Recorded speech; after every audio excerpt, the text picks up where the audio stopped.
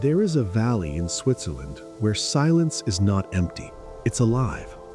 No traffic humming in the distance, no crowds pressing through narrow streets, only wind moving through stone, and a small community that has learned how to live where most people would struggle to last a single winter. In a world that rarely slows down, places like this feel almost impossible.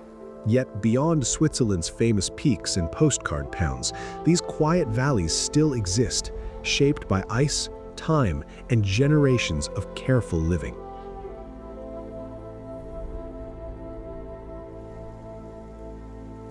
Here, silence is not the absence of sound, it is a language. And if you listen closely, the mountains are always speaking. Today, we step into one of these remote Alpine valleys, into a way of life built on patience, resilience, and a deep respect for the rhythms of the high mountains.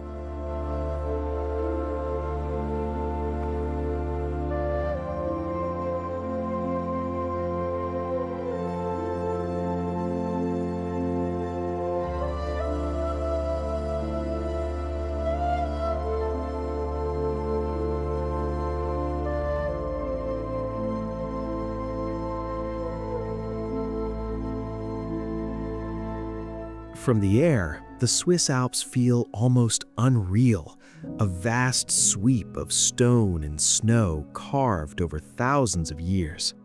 Glaciers lie frozen mid-motion,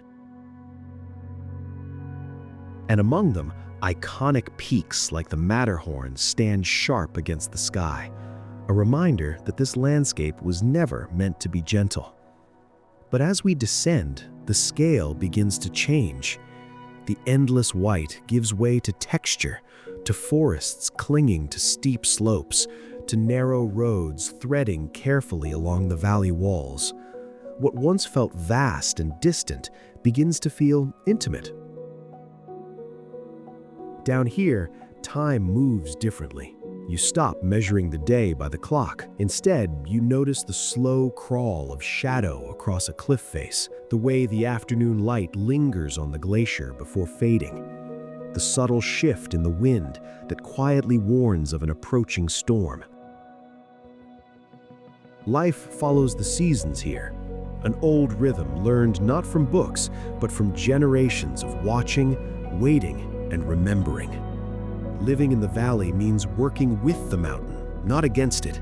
It demands attention, respect, and a kind of patience that is becoming rare in the modern world. Even the air feels different, carrying the distant echo of cowbells and the soft mechanical hum of a cable car. Small reminders that while the valley is remote, it has never been completely cut off from the world below.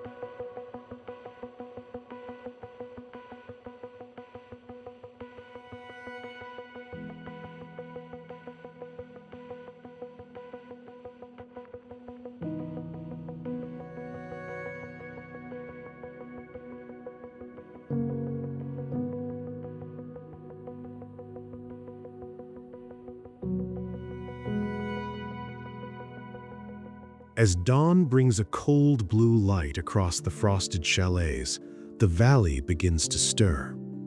The people who live here are descendants of the Walser settlers who moved into these high valleys centuries ago, bringing with them a distinct dialect and a culture shaped by self-reliance.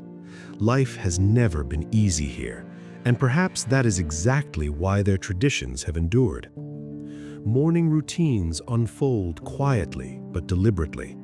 There's the steady rhythm of milking in dim wooden barns, the careful inspection of fences half buried in snow, The familiar paths walked so many times, they no longer require thought, only muscle memory and balance learned in childhood. In places like this, knowledge is rarely written down. It is observed, practiced, and passed forward. The mountains are not simply admired, they are read. A cloud clinging too tightly to a ridge, wind slipping down valley before sunrise. These are not small details, they are signals, quiet pieces of information that help determine whether the day will pass peacefully or demand caution. Conversations here tend to be brief, spoken in a dialect that has echoed through the valley for centuries. Words are used carefully, not out of coldness, but because shared experience has made long explanations unnecessary. In the silence between sentences, there is understanding.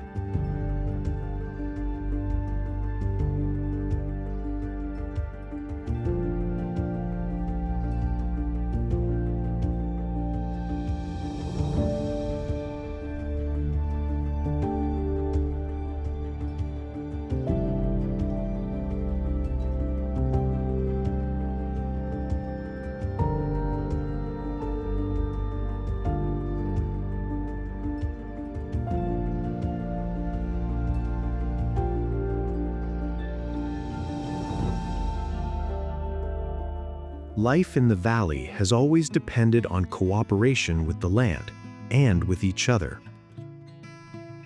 One of the clearest examples is the Suonen, known in French as bises, narrow irrigation channels carved by hand into steep mountain slopes generations ago.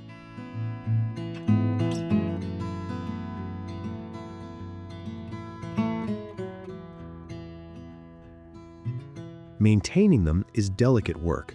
A small leak left unattended can starve a neighbor's field. Because of this, their care has never belonged to a single person. It is shared responsibility, quite proof that survival here has always been collective. This same spirit shapes the turning of every season. In early summer, the Alpauffahrt begins. Families guide their cattle slowly up the narrow mountain paths toward high alpine meadows. The movement is steady and practiced, bells echoing across the valley walls as the animals climb toward fresh grazing land. For the next few months, the high pastures become the center of daily life. Days are long, work is constant. Every clear stretch of weather matters, because winter is never as far away as it seems. Then, as the first real cold returns, the Alpabzug marks the journey home. Villagers gather along the paths. There is quiet pride in the air, not celebration for show, but relief. Another season completed, another winter prepared for. Here, tradition is not preserved for tourists. It is simply how life continues.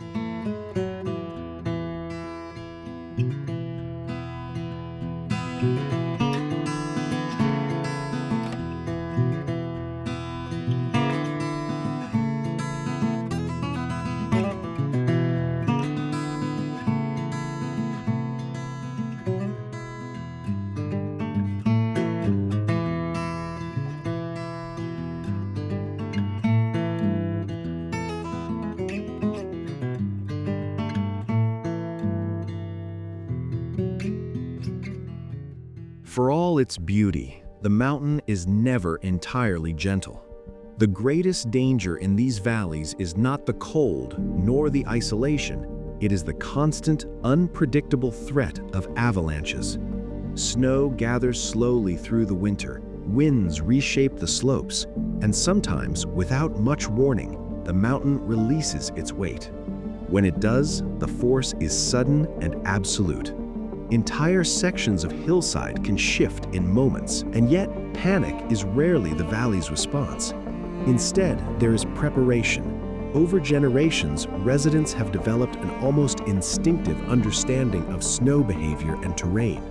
Today, that inherited knowledge works alongside modern tools, digital alerts warning of rising risk. It is not tradition versus technology, it is working together. When avalanches block a vital route, the community does not simply wait for outside help. Neighbors gather quickly. The work is demanding, often exhausting, but it is done with the calm focus of people who understand that self-reliance is not optional here. In a place where helicopters cannot always fly and storms can isolate the valley for days, trust in one another becomes its own form of infrastructure. And now, as the climate slowly warms and glaciers retreat higher into the mountains, that hard-earned adaptability is being tested in new and uncertain ways.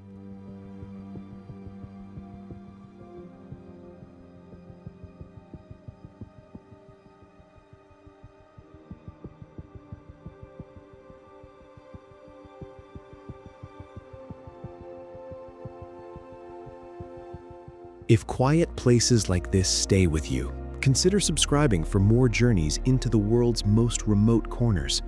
And tell me in the comments, what does silence mean to you? So why do people remain here? In an age of constant connection and urban comfort, what keeps families rooted to these steep, demanding slopes? Perhaps the answer has less to do with what life here lacks and more to do with what it offers. Because in the high valleys, people learn early that a meaningful life is rarely the easiest one. The altitude and isolation have not trapped this community. They have shaped it, refined it, taught it patience.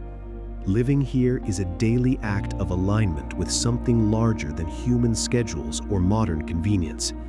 The mountains set the terms, the seasons write the rhythm, and the people quietly and persistently adapt. In Switzerland's silent valleys, strength is not measured by how loudly you conquer the landscape, but by how carefully you learn to live beside it. And perhaps that is the quiet lesson these mountains have been offering all along. The things that endure are built slowly, with care, and with deep respect for the natural world.